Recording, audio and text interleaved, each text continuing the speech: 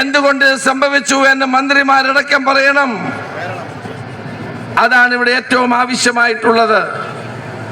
AICCയുടെ general secretary Shri KC Venugopal എത്തിച്ചേർന്ന് കഴിഞ്ഞിട്ടുണ്ട്. ഞാൻ ദീർഘിപ്പിക്കുന്നില്ല.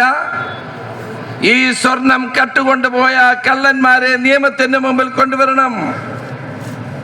ഭരണത്തിന്റെ തണലിൽ ശബരിമലയിലെ സ്വർണം മുഴുവൻ അടിച്ചു മാറ്റി ഭക്തജനങ്ങളുടെ വികാരത്തെ വ്രണപ്പെടുത്തിയ ആളുകളാണ് മറുപടി പറയേണ്ടത്.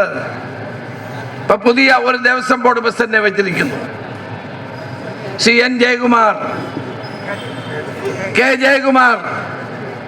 ജയകുമാറിനെ തിരുവനന്തപുരത്തേക്കാരോട് പരിചയപ്പെടുത്തേണ്ട ആവശ്യമില്ല.